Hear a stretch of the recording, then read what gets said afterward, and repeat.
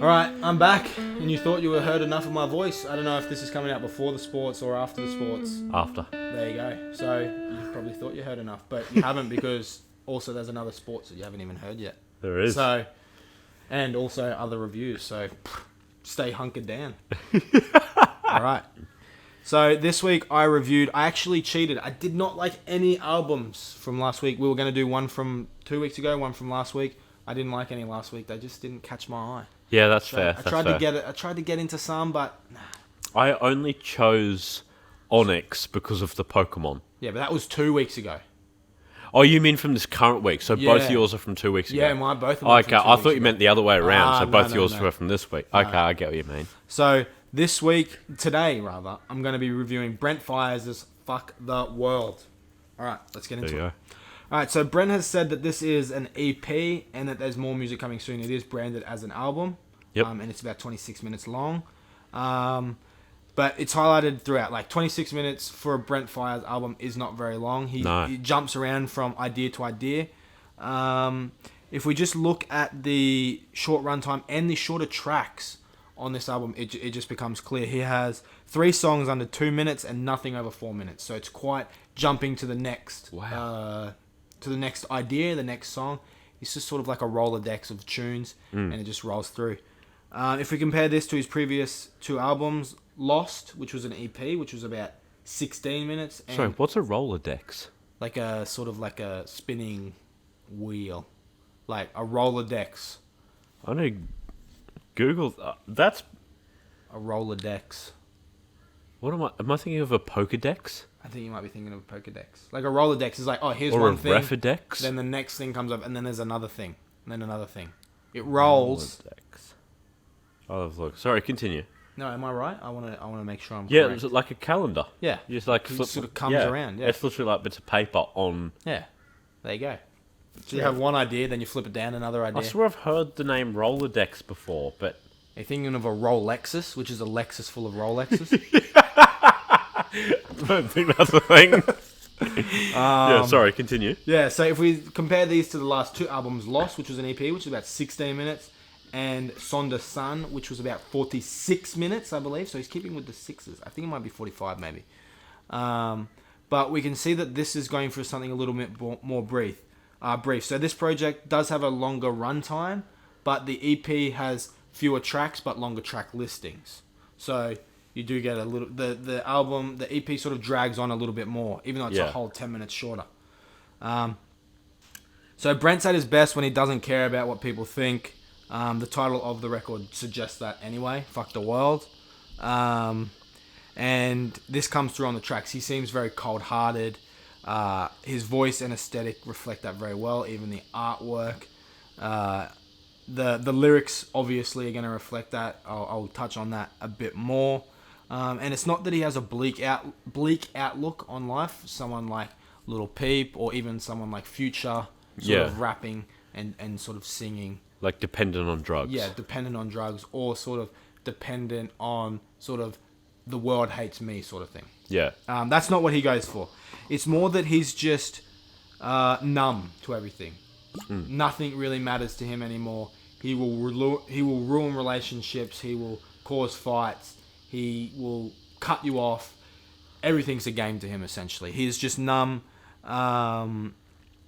And he is the center of his own world, but he is also the center of other people's world.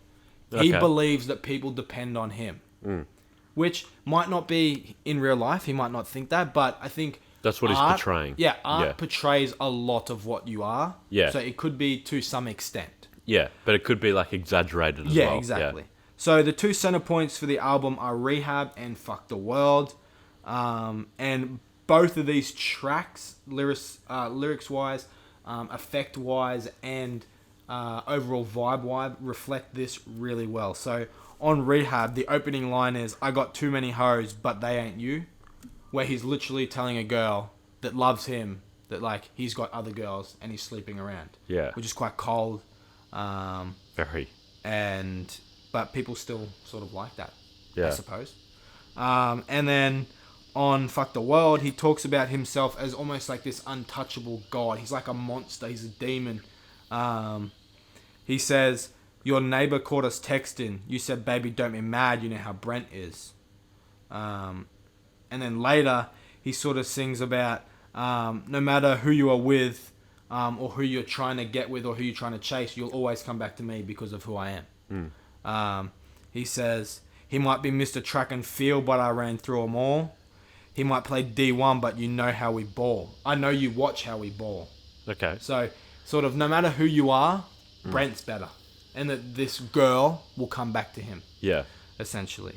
And that is the underlying theme of a lot of the tunes. Not just on this album, but throughout Brent's works. He does talk a lot about women, talks a lot about sex, about that sort of thing. He does sort of go a little bit off that on the track Clouded when he talks about like, if I died today, will I be famous? Will I still be cool? Will I be remembered? What will I be remembered for? Did I leave my legacy? But the moment passes like that. Then it's back straight into the relationship ruiner or the guy that doesn't care. So it's a little flash in the pan. We do get that throughout other albums, but not on this. It's only on that song, Clouded, which is the shortest track, which means you could sort of extrapolate that means the least to him. He doesn't really care about it, but maybe he does. Yeah, but there's still like a little shred in there. Yeah. Yeah. But yeah, he's unapologetically an asshole. Will run through relationships. He's egotistical, narcissistic, anything you really want to say about him. But he's just got a good voice. It sort of cancels everything out, doesn't it? If you have a good voice, look at Chris Brown. Sort of, I think that, you're not wrong. Mate, I think that this sort of separates him from a lot of his contemporaries. This sort of brashness, this sort of abrasiveness. When you think of classic R&B, even Chris Brown, like, he has literally beat a woman almost to death. Yeah.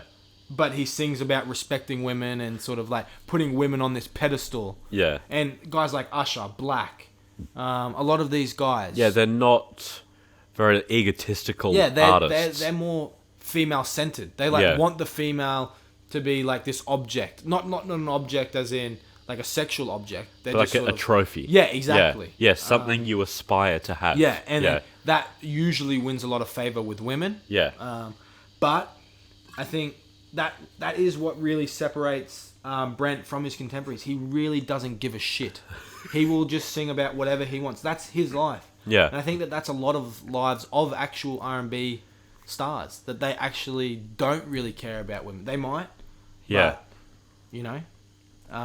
And it just really does help when you have an exceptional voice. Yeah. And an edge of realness really goes a long way. Yeah. He's not that big, but he has a very core following. And I think that's what's sort of progressing him forward. He is quite big in sort of his scene. Yeah. And there's a difference between what sounds good on the surface level and what sounds good when you listen to it. And that's definitely playing into this as well. Exactly. But moving more off the content, Brent is the king of one-liners and Instagram captions. You'd see a model, an Instagram model at Coachella, and this would be their caption. He has like the perfect captions. He does really well at that. I'll read a few that I really liked. I'd probably be dead if I was basic. That's a classic. Yeah, that's nice. She get what she want. I call her my wishing wand. That's a nice line. Yeah. I took a trip to London just to hear how they talk. I thought that was nice. And smelling like a lick, smelling like Margiela.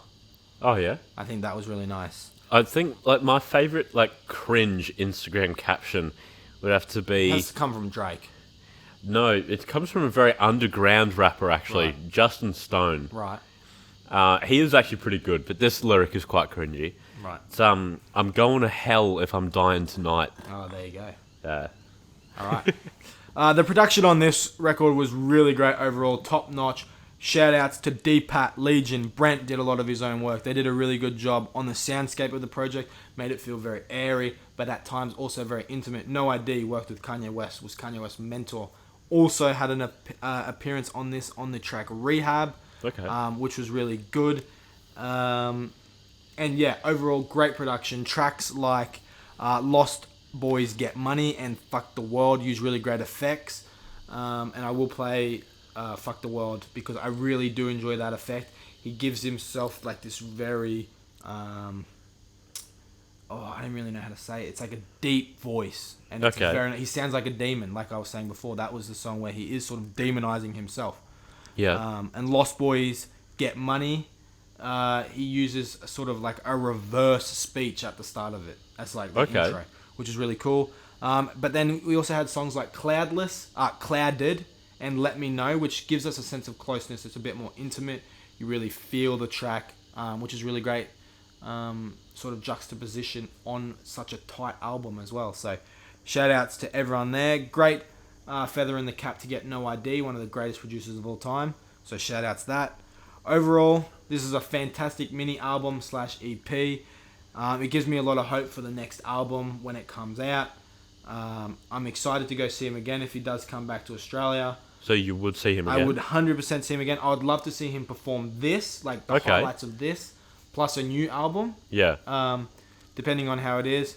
But if he can hit the sweet spot of about 20 more minutes on top of this, about 46 minutes, 46 to about 56 in that range, I think it'll be a fantastic album, and I can't wait to hear if he becomes an R&B heavyweight because he is still quite low tier. Yeah.